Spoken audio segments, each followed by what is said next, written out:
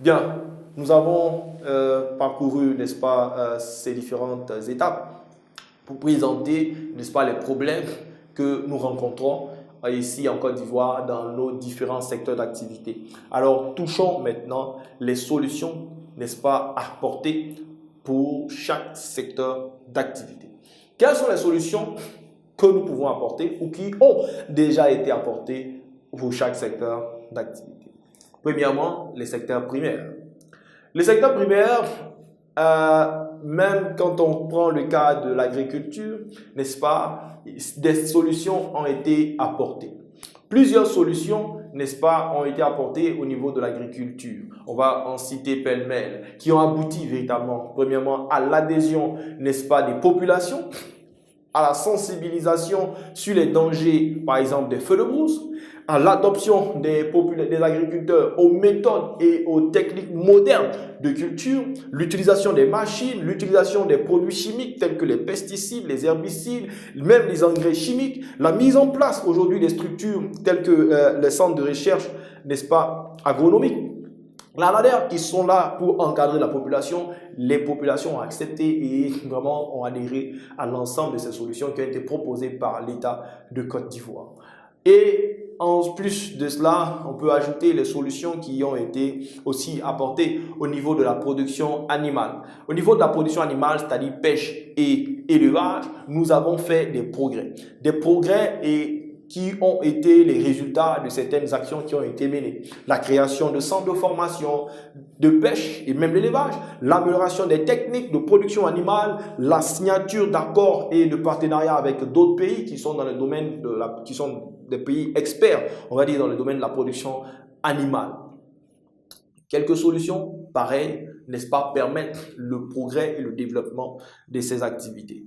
Des solutions ont aussi été apportées au niveau de l'exploitation forestière, telles que la mise en place ou la création d'une structure chargée, n'est-ce pas, de reboiser la forêt. C'est la SODEFOR, Société de développement de forêt. La création et l'entretien des forêts classées, des parcs nationaux et des réserves naturelles.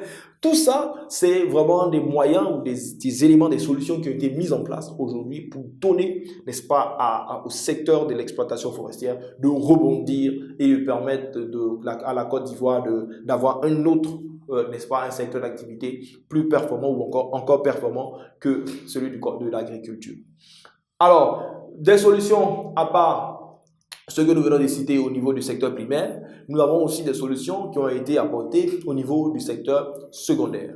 Au niveau du secteur secondaire, nous allons parler du renforcement, n'est-ce pas, du secteur secondaire en Côte d'Ivoire. L'État va créer ce qu'on appelait le CPC, Centre de promotion des investissements en Côte d'Ivoire, pour favoriser les investissements dans notre pays, tant des nationaux que des personnes étrangères. Nous avons vu encore la création, n'est-ce pas, la mise en place ou l'amélioration des services de douane. Nous avons mis en place, n'est-ce pas, plusieurs autres éléments aujourd'hui qui permettent au secteur secondaire de représenter environ 20% du PIB de la Côte d'Ivoire. C'est véritablement important, il faut retenir cela. Et les solutions au niveau du secteur tertiaire, quand on commence par le domaine du commerce, il faut dire que la politique de diversification des partenaires commerciaux et la création de chambres de commerce ici a permis à la Côte d'Ivoire de bénéficier d'une balance commerciale excédentaire. Une balance commerciale excédentaire, c'est vraiment important, c'est un mot ou un terme à retenir et même sur lequel tu dois faire des recherches. Au niveau des transports, l'État a entrepris plusieurs, n'est-ce pas, travaux de réhabilitation du réseau routier.